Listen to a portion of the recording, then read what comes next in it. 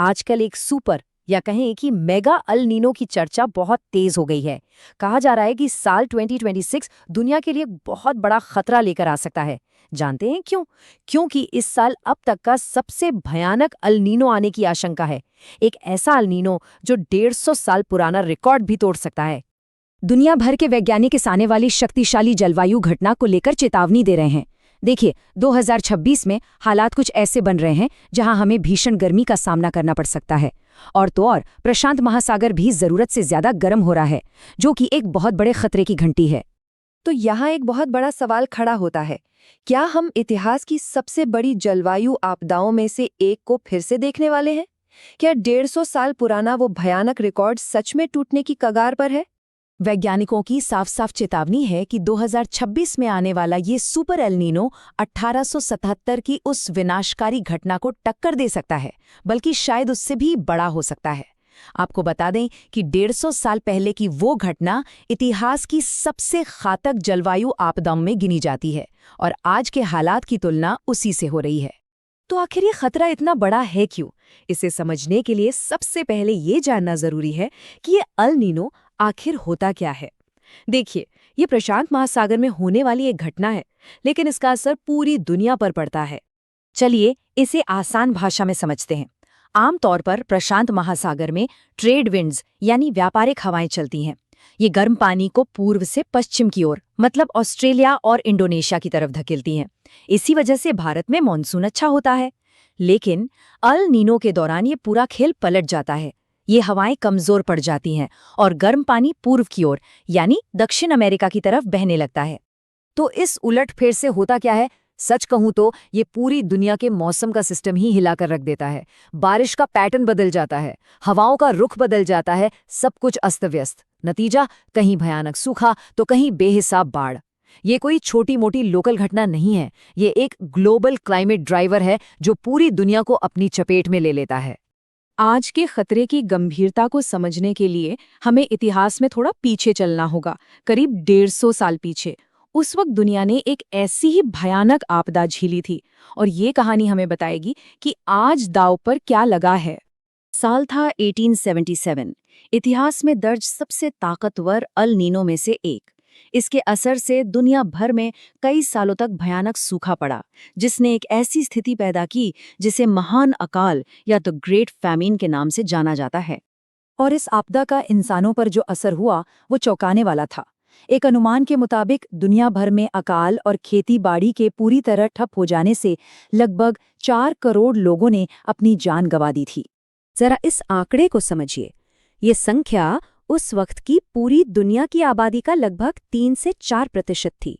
सोचकर देखिए, पूरी दुनिया की आबादी का इतना बड़ा हिस्सा एक अकेली जलवायु आपदा में खत्म हो गया था। इसे यूं ही इतिहास की सबसे घातक जलवायु आपदा नहीं कहा जाता। भारत में महान अकाल, चीन में उत्तरी अकाल और ब्राजील से लेकर अफ्रीका तक भयानक सूखे ने लाखों करोड़ों जानें ली। और उस दौर में ब्रिटिश औपनिवेशिक नीतियों ने भारत में हालात को और भी ज्यादा बदतर बना दिया था। तो अब सवाल ये उठता है कि 2026 को लेकर इतनी चिंता क्यों है? क्यों ये माना जा रहा है कि ये 1877 से भी ज्यादा खतरनाक हो सकता है?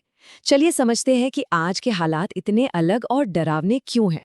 आज इस खतरे को कई गुना बढ़ाने के पीछे 3 बड़ी वजहें हैं।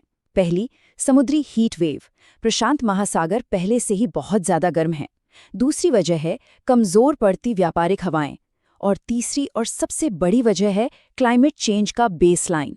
हमारे महासागर इंडस्ट्रीज शुरू होने से पहले के वक्त से पहले ही 1 डिग्री सेल्सियस ज्यादा गर्म है, जो इसे एक बहुत ही खतरनाक शुरुआती पॉइंट बनाता है। हम बार बार सुपर अल नीनो शब्द का इस्तेमाल कर रहे हैं, तो आखिर ये है क्या? देखिए, इसकी कोई एक पक्की साइंटिफिक परिभाषा तो नहीं है, लेकिन आमतौर पर जब समुद्र की सतह का तापमान सामान्य से 2 डिग्री सेल्सियस या उससे ज्यादा बढ़ जाता है, तो उसे सुपर या मेगा अल नीनो कहते हैं।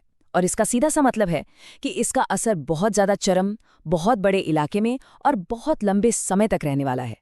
तो अगर ये भविष्यवाणी सच होती है, तो 2026 की इस घटना का पूरी दुनिया पर असर क्या होगा?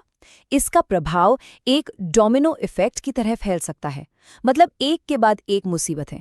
पूर्वानुमान ये है कि भारत, दक्षिण पूर्व एशिया, ऑस्ट्रेलिया और अफ्रीका के साथ साथ अमेरिका के कुछ हिस्सों में भी गंभीर सूखा पड़ सकता है। और जाहिर है, जहां सूखा पड़ेगा वहां जंगलों में आग लगने का खतरा भी आसमान छू लेगा। और सिक्के का दूसरा पहलू भी है। एक तरफ सूखा होगा तो दूसरी तरफ पेरू और अमेरिका के दक्षिणी हिस्सों जैसे इलाकों में बेहिसाब बारिश और बाढ़ का सामना करना पड़ सकता है। और हाँ, गर्म होते महासागरों की वजह से साइक्लोन या चक्रवात भी पहले से कहीं ज्यादा ताकतवर हो सकते हैं। इसका हमारी अर्थव्यवस्था पर भी बहुत गहरा असर पड़ेगा। सबसे सीधी मार पड़ेगी खेतीबाड़ी पर, जिससे खाने पीने की चीज़ों के दाम बढ़ेंगे। इसके साथ ही गांवों में संकट बढ़ेगा और ऊर्जा और पानी की कमी जैसी बड़ी समस्याएं भी खड़ी हो सकती हैं। तो अब हम अपने सबसे आखिरी और ज़रूरी सवाल पर आते हैं। मान लेते हैं कि आने वाला अल नीनो 1877 जितना ही या शायद उससे भी ज़्यादा शक्तिशाली होता है, तो क्या नतीजा भी वैसा ही होगा? क्या आज हम उस तूफान का सामना करने के लिए बेहतर स्थिति में हैं?